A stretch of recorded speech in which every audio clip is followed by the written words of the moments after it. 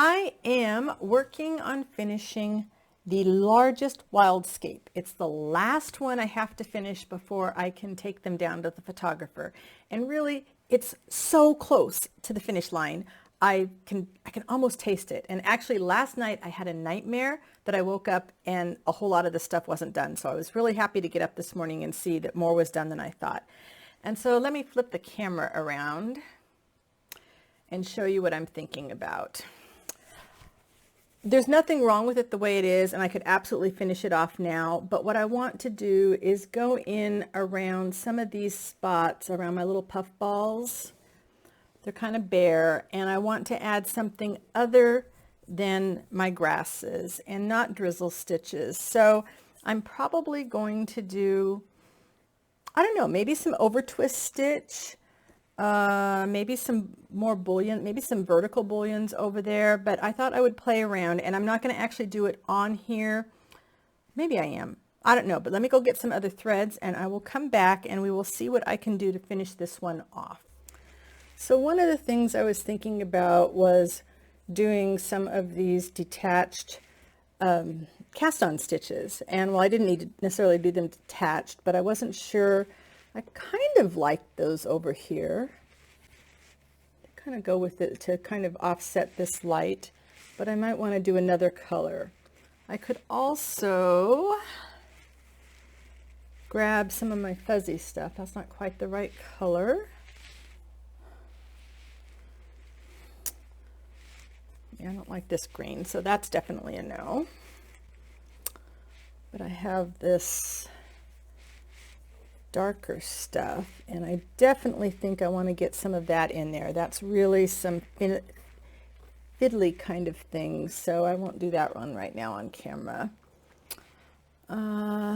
This is another green that would be good, and I'm thinking some of these little wool pieces might be nice just to kind of add some more height. So I will play around with some of those. I've got a ton of those. I don't know if I like that two-tone.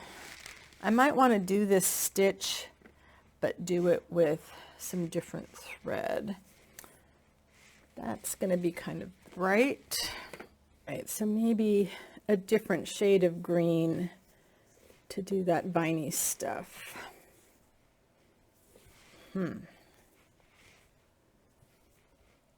I don't like that two-tone. I've made up my mind about that.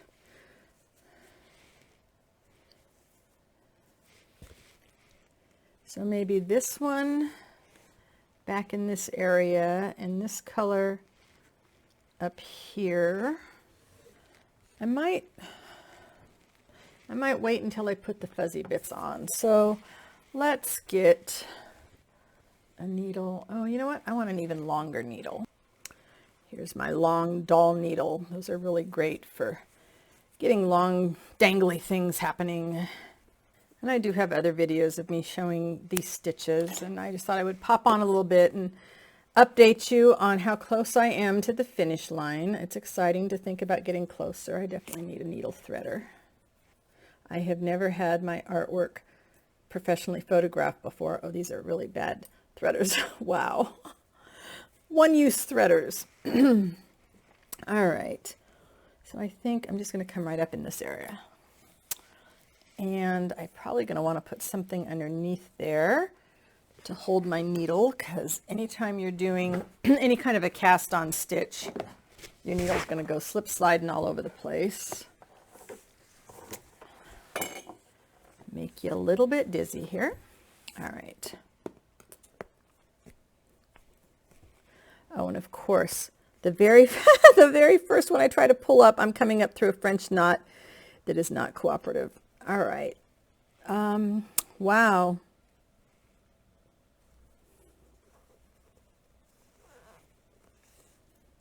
So we'll have to go down in that area to cover that mess up.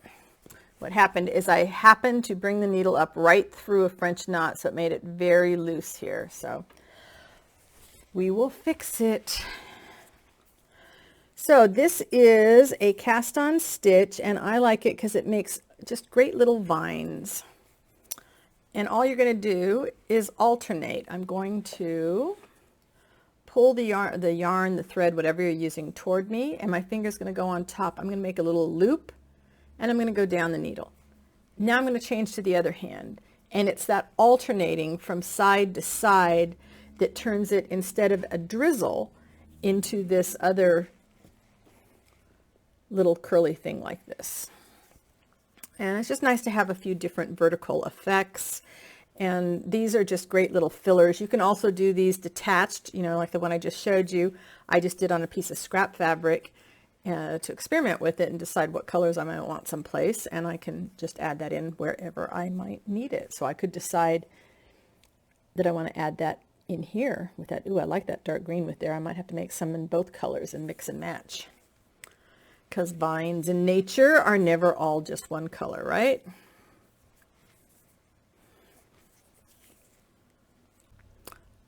Doll needles are very helpful for this type of thing because they are long, so you can make a long one. And I'm working with, this is a number 3 pearl cotton. I forgot what. Now, if you forget which way you're going on the left and right, or if you just do a few of them in the same direction, it doesn't matter. It's just going to give you another kind of a twisted vine. Remember, I'm not going for perfect. I don't do perfect. Perfect stresses me the heck out. So instead, I go for, you know, something organic, something that's just going to evolve from my fingers to the thread. And that's all I need to do.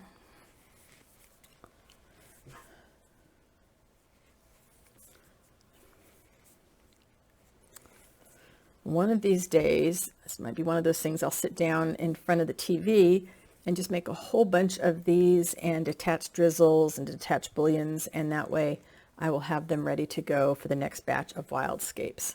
Now the Wildscapes should be launching in my shop mid-April sometime, so if you want to make sure that you get to know when they are available for the first time, sign up for the newsletter. The link is down below in this video and you will be notified. All right, I know I have more needles, so I'm going to slide that up a little bit. And again, I don't worry. You can see where I didn't make them the similar there. It's okay. It's going to just give a neat little kink in the center. In my opinion, it is rarely worth stressing out about getting something perfect. It is much better to just have a good time with what you're creating because it shows up in our art. I really do feel that way. All right, let's see what are the chances that I can get this fat thread through here. Ooh, score. All right, and this is kind of difficult in this big hoop without my stand, but we'll see if I can do this.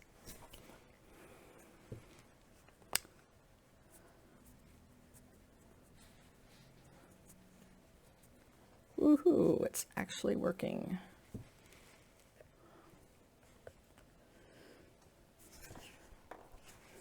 It's got to go through the stuffing that's in here for the hills, so sometimes that can be tricky. There we go.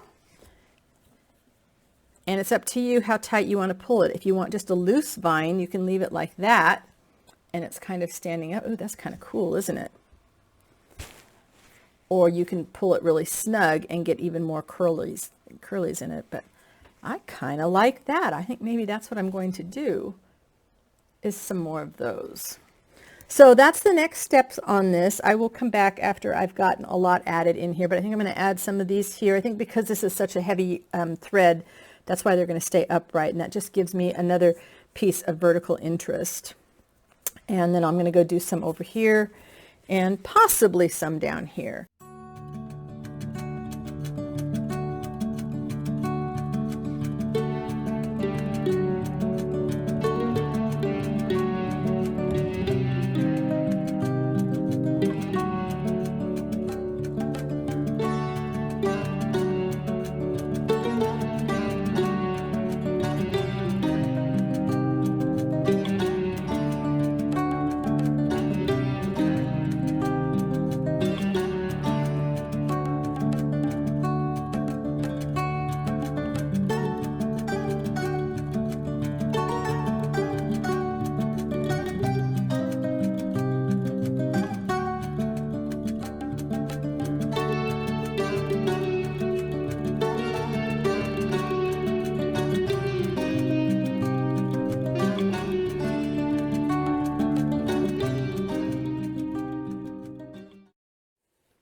So here you have it, just a few. I think I'm probably going to do a lot more, but I won't leave the camera on for all of that because it can get kind of repetitive.